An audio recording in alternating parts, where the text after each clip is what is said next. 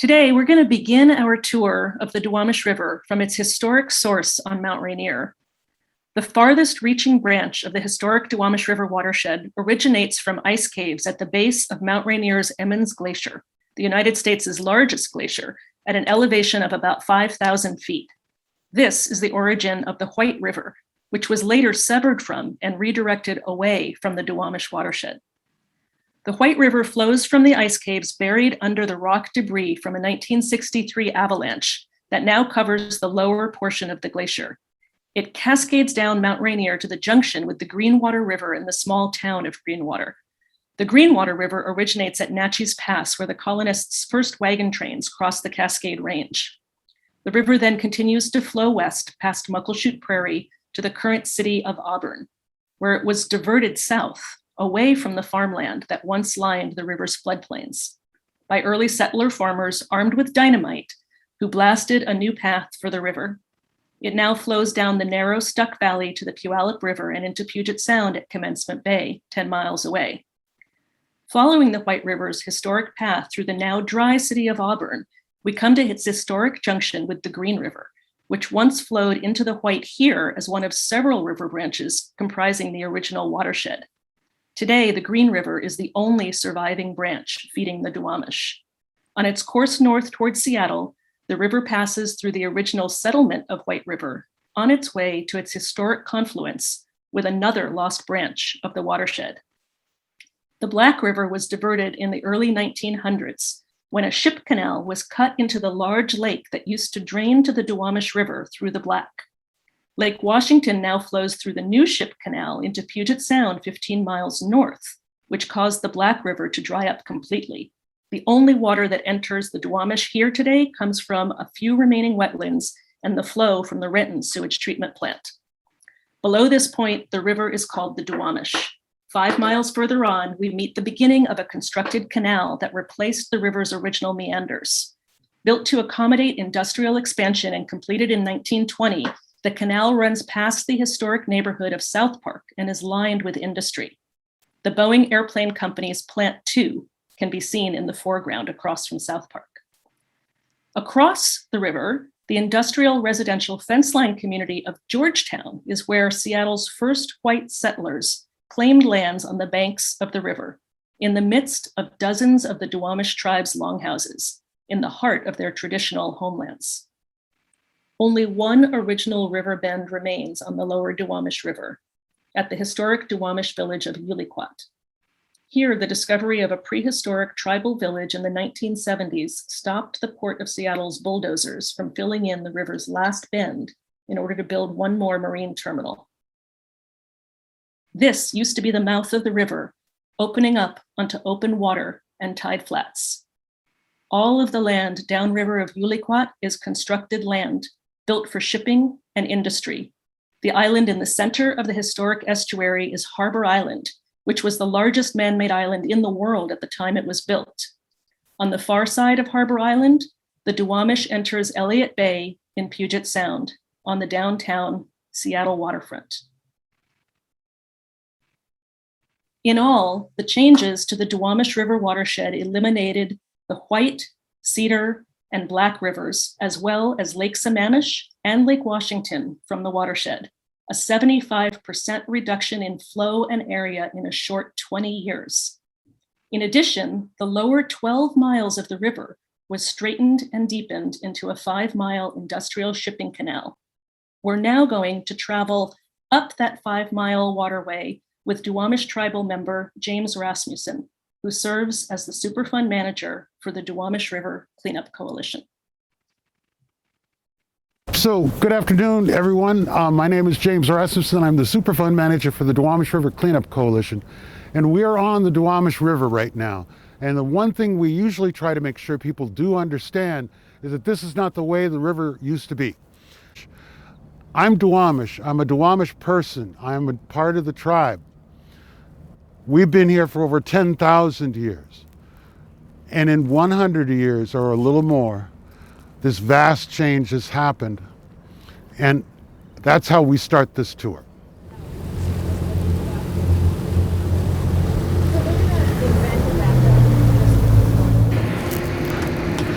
So our next stop here is a very important place.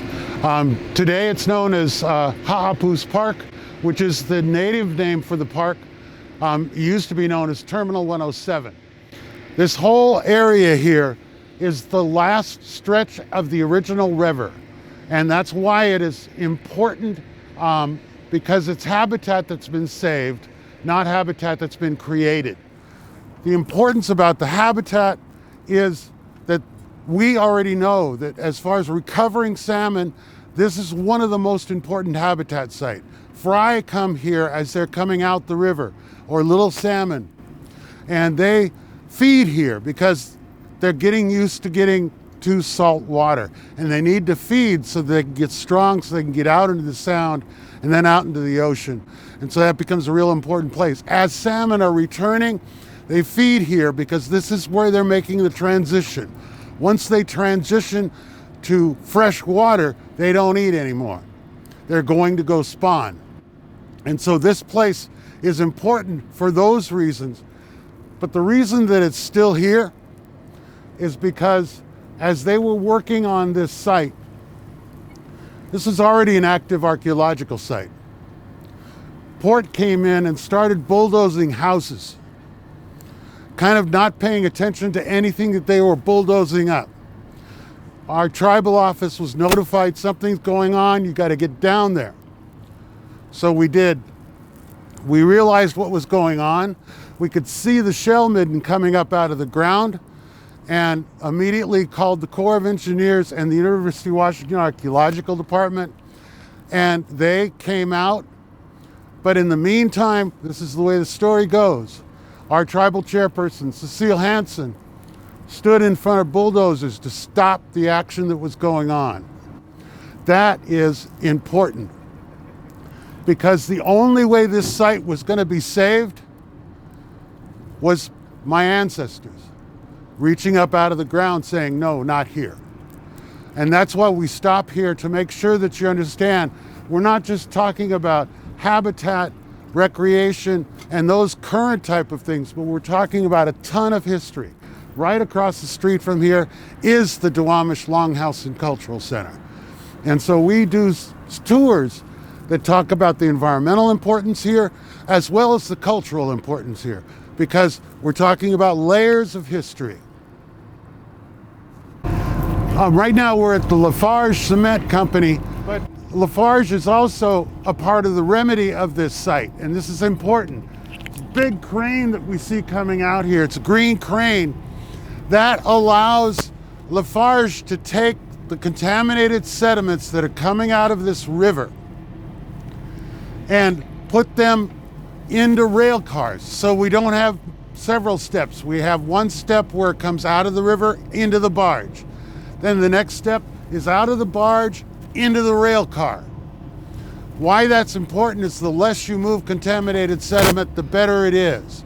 And Lafarge is one of the only sediment offloading places in Puget Sound. They've done this a long time, and they've done it on cleanup here.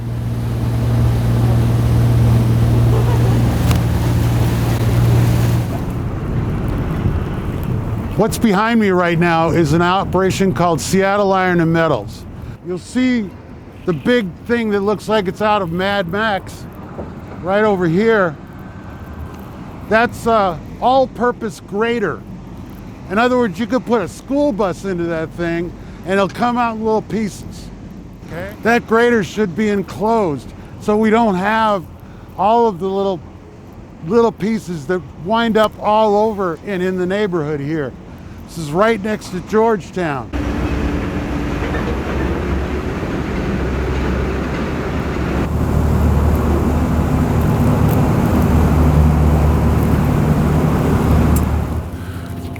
Behind me is the Boeing Plant 2 cleanup. Sediments in the river here for almost a mile down the river, all the way over to the other side of the 14th Avenue Street Bridge, were contaminated. And this is Boeing's largest industrial facility on the river. In World War II, this was one of the largest buildings in the United States. They built B-17 bombers. So the important part about it is the way they used to clean the plant. The plant actually came out over the river, and this is a plant that ran 24 hours, very active plant. And people would come through and sweep the plant, and what they did was sweep it into holes over the river in the floor, because in those days the solution to pollution is dilution. We know so much better today, but this site, all the way up the river on the other side, all the way down, has not just been cleaned up as an early action area on the side on the river, but habitat has been created as well. Behind me, you're going to see all kinds of habitat that's been recreated. Off-channel slip is created. Again, it gives an intertidal effect to what's going on. Again, feeding salmon. And this is one of the really important places as far as the cleanup of the river is concerned. Behind me, which is just across the river from what you were looking at with the Boeing Plant 2 cleanup, is Duwamish Waterway Park. And Duwamish Waterway Park is the real public access that's South Park, now on the other side. Georgetown on one side, South Park on the other side. This is their real public access to the river. This is a very used park. And as you can see, there's some fencing up there and that type of thing. It's being completely redone with community input and the plans from the community. So there's much more opportunity for play areas and that type of thing on the park. The other important part about this park is that this is where we hold the Duwamish River Festival.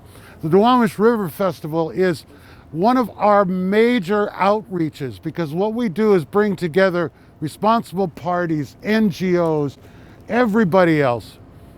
And we have a big festival, everybody gets a booth, and the people directly can talk to EPA, Department of Ecology, and University of Washington, as well as responsible parties on the river, and that would be the City of Seattle, King County, Port of Seattle, and the Boeing Company.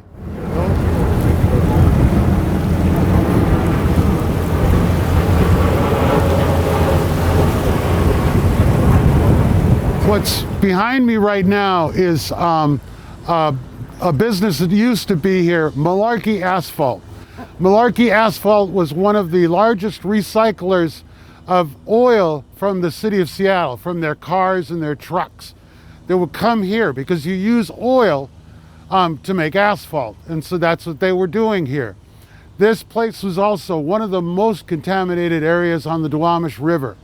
And as the process moved along, and this is really important to understand, the original cleanup was only meant to be done to industrial levels, the lowest level of cleanup. The community got incensed because they live right across the street from this. And so with a lot of action going on, we as DRCC actually got some buses together. We went to a Port Commission meeting in SeaTac with about several busloads of community members, and they all testified. It made a difference. The next meeting that the Port Commission had was actually in South Park. We didn't know what they were going to say, but we were hopeful, but we didn't know if they just wanted to come in to the South Park area and just say, sorry, we're doing it the same way. What the Port Commission actually did was in that meeting, directed their staff to put together a new cleanup plan to clean it up to the highest level. This is a success story for the community, that their voice was heard. And by the way, the habitat site that's being built on top of it, because it was cleaned up to the highest level, benefits the Port of Seattle as well, because they have responsibilities as far as what we call reclamation of the river beyond just the cleaning up of the river, but creating habitat, which is why you see the habitat that Boeing's created, as well as this habitat for the Port of Seattle. This is Ham Creek. Ham Creek is one of the restoration stories down here in South Park. And the first person that started working on this, his name was John Beal, B-E-A-L. John Beal is an important person to almost everybody who works on this. He actually was a Vietnam veteran, and he wasn't feeling really well. And so he went to the VA hospital, and they said, John, you only have less than a year to live. Your heart is shot. So John, they gave him some nitroglycerin pills and said, good luck, you feel pain, take the nitroglycerin pills, should be okay, but you're not gonna have very much longer to live. So John, when something like that happens to you, it's a life-changing event, obviously. But with John, what he started to do is he knew that this creek was just like in ditches on the side of the road. And so what did he start to do but pulling mattresses out, pulling washing machines out, because people would dump stuff on the side of the road. And eventually he started to really see that there was a potential and a reality of salmon that were coming up in an impossible situation, still reaching the creek, to the point where a lot of the work that's been done has been opening that creek back up in its natural form. And now we have the mouth of it here rather than coming out a storm drain someplace. We have all kinds of fish return that come to this place. This is an incredibly important story, not only because it relates to John, but it relates to all the people that he influenced. We're all on his shoulders. And John was really the start of it all. Well before this was a Superfund site, he was raising the alarm.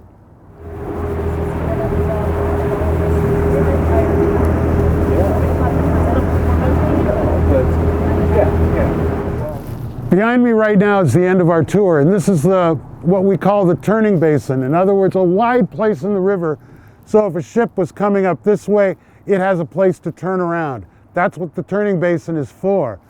But in the old days, this place was a dumping ground. You'd find school buses, ferries, all kinds of boats just got dumped down here. And over time, and this all happened previous to the Superfund site, this area started to get cleaned up.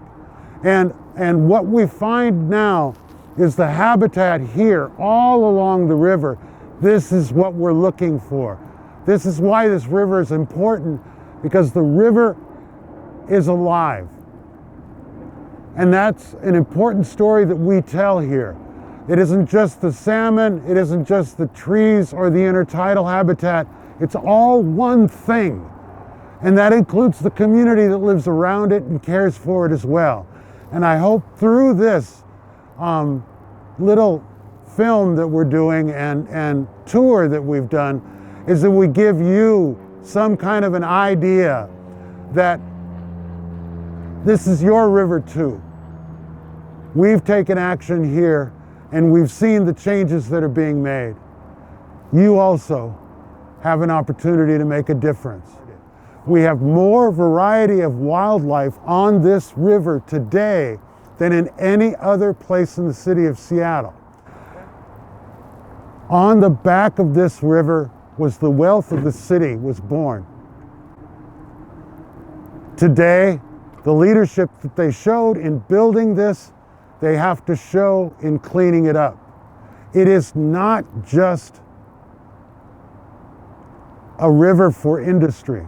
It is a river for community, and it is a river for wildlife. And we have to be able to balance those things now. We don't want to see the industries go out of business.